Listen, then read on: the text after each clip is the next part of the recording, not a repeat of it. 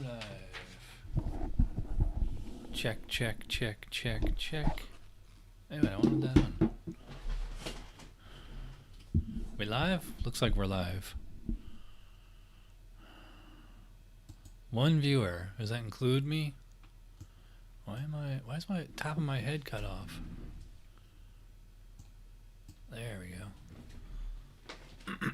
Hey, welcome to another episode of Tsingtao Beer Reviews. So this beer was sent to me from 𝗕𝓻𝓮𝓻𝓲𝓷, USA. Thanks for the beer. This is one I reviewed way back in the early days, so we're going back over probably like 12 years. You can't see the bottle because it's green, and I got the green screen behind me, but this is the Chinese beer. I don't know if it's pronounced Tsingtao, or I've heard it's pronounced Tsingtao, like with a J kind of sound. Let's say Tsingtao. That's just more fun to say. So anyway, what's the ABV on this? Brewed and bottled by Tsingtao Brewery Co. in Qingdao, China. 12-ounce bottle. Green bottle, since it's clear. Or it's invisible. Let me read the description here. A brewery established in 1903, the largest selling Chinese beer in the U.S. 𝗕𝗘𝗟𝓚𝓚 USA is now the exclusive U.S. importer. About this premium lager, Tsingtao is brewed with a prolonged fermentation process to create a crisp, refreshing beer with malty aroma and a well-balanced taste. Tsingtao is produced with spring water from Laoshan, a mountain area famous for the purity of its water. Domestically grown hops used to brew Tsingtao are of such high quality they are also exported to European breweries. Okay. Chinese hops? Wow. Tsingtao also uses the finest yeast and barley imported from Australia and Canada in its brewing process. So they import the yeast or just the barley? Because it says yeast, that's dangling participle. Finest yeast and barley imported from Australia and Canada in its brewing. Probably the barley is imported from... that's interesting, though. I never knew that before. So anyway, this is going to be a 2A, international pale lager. So, yeah. Sorry with the green screen and the clear glass. I guess I got to put it in front of my shirt where there's, it's white here. So, yeah, it's actually a little darker than most macro lagers. I probably put it like kind of more like a gold than a straw color. It had about a thumb of head when I poured it. What's nice is that it's not skunky, despite the green invisible bottle here.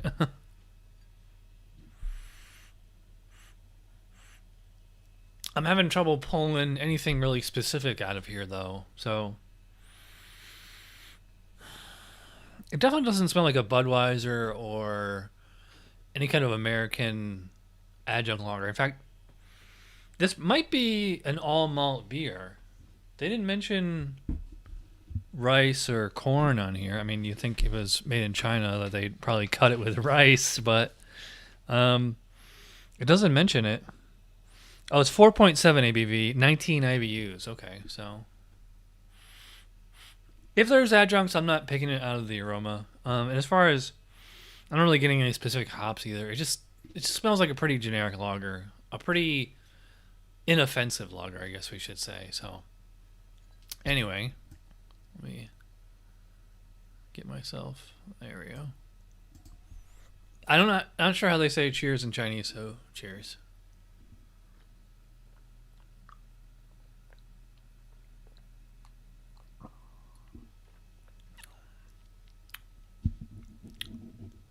Okay. Not bad. Not great. Pretty standard macro lager. And off that first sip right there, I'm thinking that it probably is all malt. I'm not really getting anything corny or rice. Let's think like Budweiser is made with rice, and to me that beer tastes like Rice Krispies.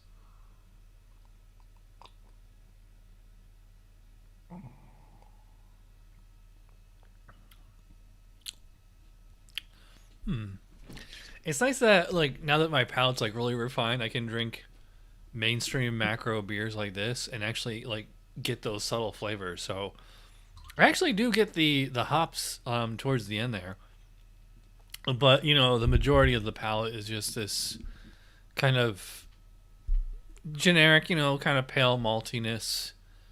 I would not call it sweet. It's not. I would not call it like like malt forward.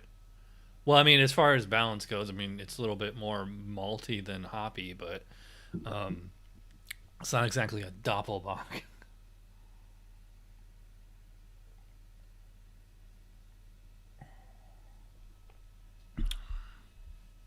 And yeah, I do pick out. I do get the hops in the back. It's kind of like a, well, not grassy, kind of just a regular floral, slightly, real slightly spicy hop kind of flavor. Like not nearly to the extent of like a noble hop, but I mean, it's nothing. If you have to compare hops, it's something more continental or European type hop. It is not citrusy or piney or anything like that.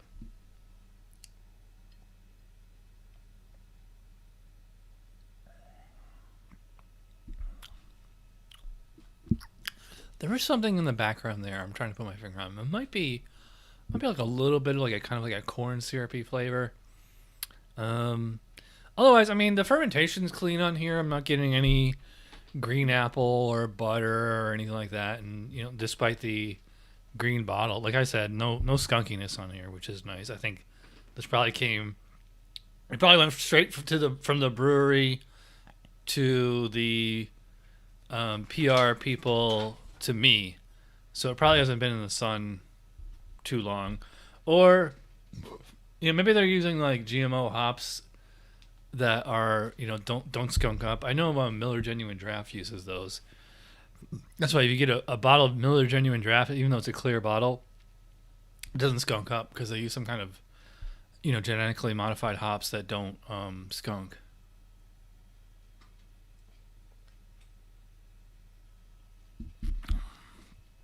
I probably put the carbonation pretty high on this one, medium high. Mouthfeel on the lighter side.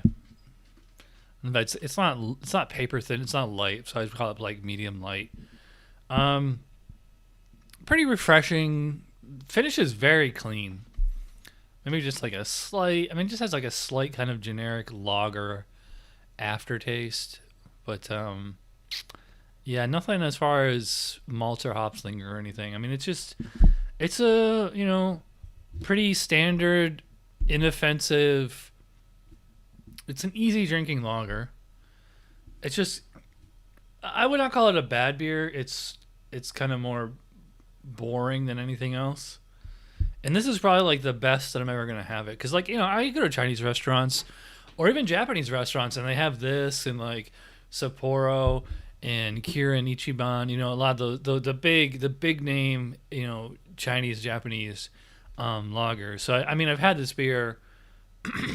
I should have checked my untap, but I'm pretty sure I've had this since the last time I reviewed it in 2009 or whatever that was. I'll have to go back and watch that review. But yeah, I mean, this is a, you know, it's a easy drinking, basic, inoffensive lager, um, and I think it probably is all malt. So I mean, if you want a lager without the corn or rice taste, you know, might want to give this one a try. I just think that they should either they should switch to cans or brown bottles, or maybe they use some kind of GMO hop that doesn't skunk up. So how long have I been going? All right. Well, nobody watched this live, but I guess if you're watching on the replay, you're awesome.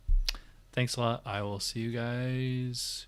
Oh, I got a new Tavor box coming in at the end of the week, so probably this weekend or next week. I know a lot of big deal beers coming up, so stick around. All right.